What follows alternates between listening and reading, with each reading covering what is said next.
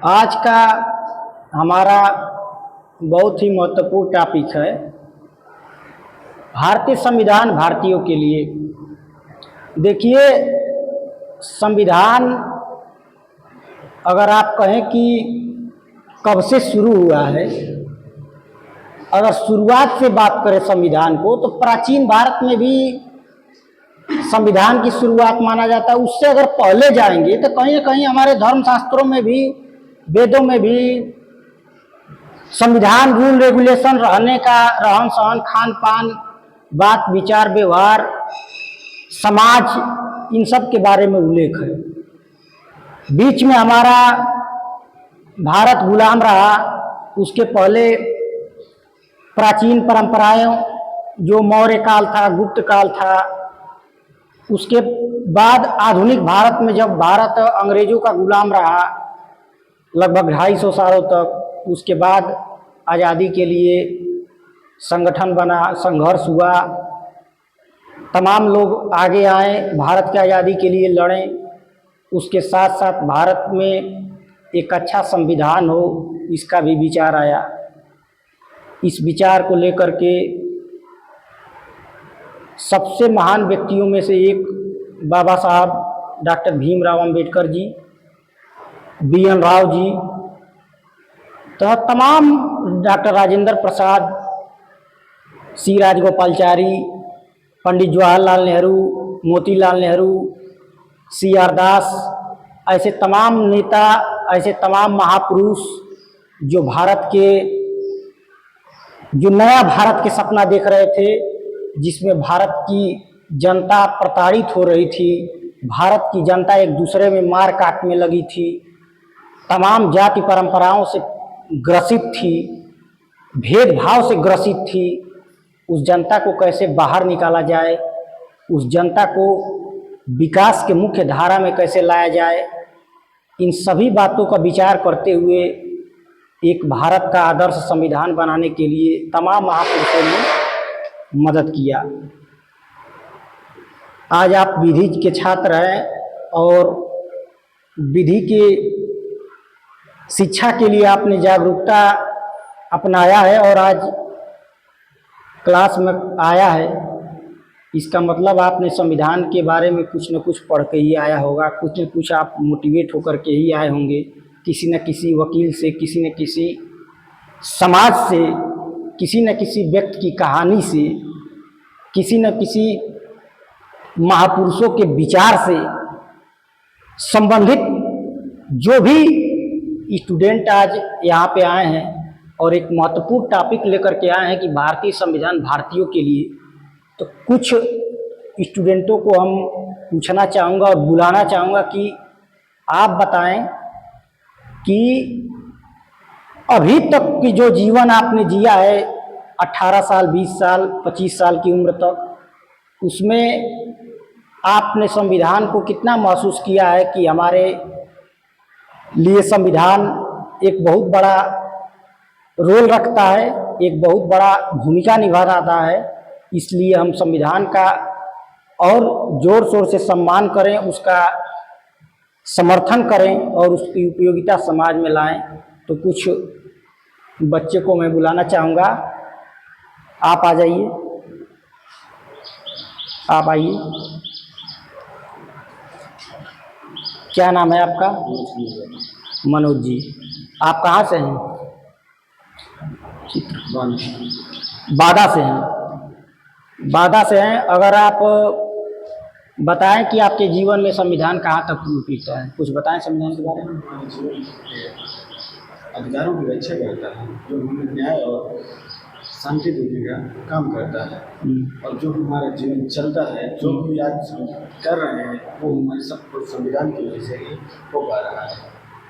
यही हमारे जीवन के लिए आज अगर देखा जाए तो हमारे लिए संविधान बहुत ही महत्वपूर्ण चीज़ है। ठीक, बहुत बढ़िया, आप जा सकते हैं। ऐसे अगर कुछ बच्चों से पूछा जाए, आप कहाँ से हैं? हमीरपुर से। आपके जीवन संविधान के बारे में कुछ बताएं। अच्छा, ठीक है। आप बताएं, आप कहाँ से हैं, किस जिले से हैं? चित्रकूट से। बताएं, क्या आपके जीवन में संविधान की उपयोगिता है?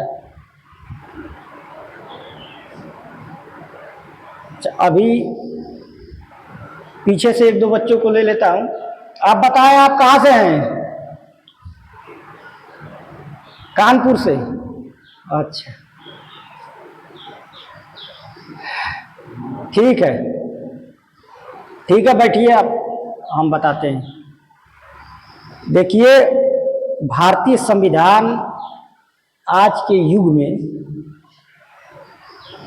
आज के इस विकसित भारत की कल्पना की जा रही है। इस विकसित भारत में संविधान की भी उतनी ही भूमिका है जितनी आप एक विकसित भारत की सोच को आगे बढ़ा रहे हैं। कहीं ना कहीं वो सोच भारतीय संविधान की देन है। एक ऐसा संविधान, एक ऐसा आदर्श संविधान जो यह सोच दिया है कि भारत आजादी के 75 वर्ष, 80 वर्ष के बाद भारत ये सोचने लगेगा कि हम विकसित कैसे बनेंगे 100 साल में। भारत का ऐसा संविधान जिसमें प्रत्येक नागरिक के विकास के लिए, प्रत्येक नागरिक की मूलभूत आवश्यकताओं को पूरा करने के लिए सरकार को एक कल्याणकारी राष्ट्र के निर्माण के रूप में हमको राज्य के नीति निर्देशक तत्व मिला है, जिसको भारतीय संविधान में धारा अनुच्छेद 36 से 51 के रूप में हम लोग पढ़ते हैं। वहीं भाग 3 में मूल अधिकार जो 12 से 35 दिया है अनुच्छेद, उसमें एक मूलभूत जो नागरिक का जीवन का जो अधिकार है, जो विश्व मानवाधिकार आयोग जिसकी कल्पना करता है 1948 में, उसने बाबा साहब अम्बेडकर ने 1946 में इस बात को लिख दिया था। तमाम देशों से कहा जाता है कि संविधान को लिया गया। मेरा मानना है संविधान भारत का भारतीयों के लिए और भारतीयों द्वारा बनाया गया है। किसी देश के संविधान से केवल प्रेरणा ली गई है, न कि उस देश का संविधान फैक्ट उठा करके यहाँ कॉपी कर दिया गया है। हम उस देश से सीखे हैं, हम उस देश को जाने हैं, उस देश से लोगों से पूछे हैं और महापुरुषों के द्वारा उस संविधान उसको ले आकर के उसका अनुसरण कर दिया गया है और वही हमारा मूल अधिकार बन गया है।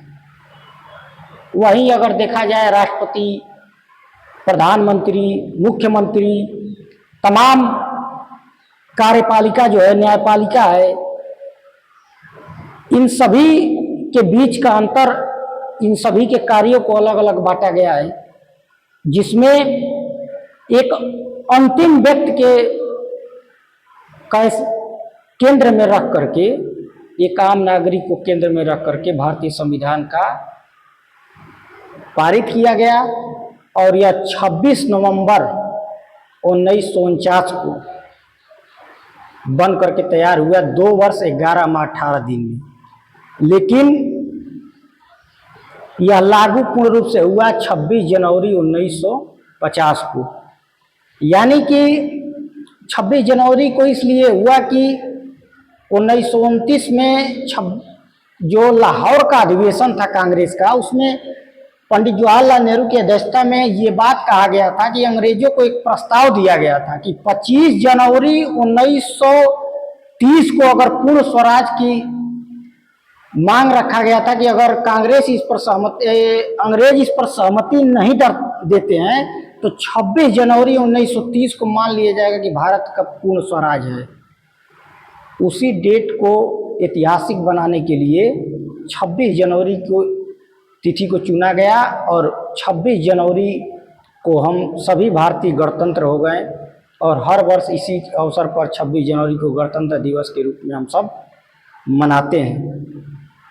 तथा अगर देखा जाए कि संविधान के विषय में जो भी डिस्प्यूट बना रहता है समाज में, जिसको लेकर के लोग हमेशा विवाद उठाते रहते हैं, कोई कहता है कि हम इस बात को नहीं मानते हैं, कोई कहता है इस बात को नहीं मानते, कहीं ना कहीं वो किसी न किसी गलत धारणा में जी रहा है, गलत प्रक्रिया में जी रहा है, गलत साथ बात के कारण कह रहा है या किसी खास कम्युनिटी के विरोध के कारण वो कह रहा है।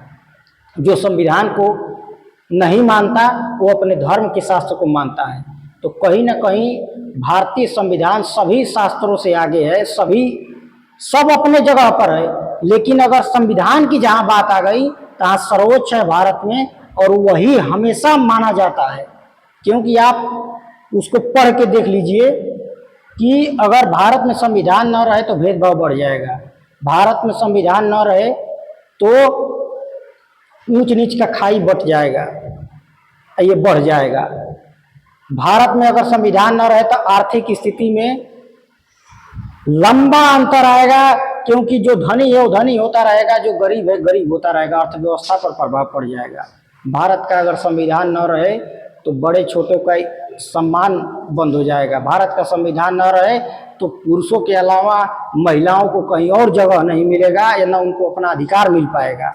भारत में अगर संविधान न रहे तो जो भी आरक्षण के माध्यम से जो गरीब लोगों को आगे किया जा रहा है या करने का प्रयास किया जा रहा है वो नहीं हो पाएगा।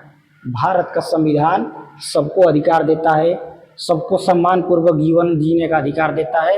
भारत का संविधान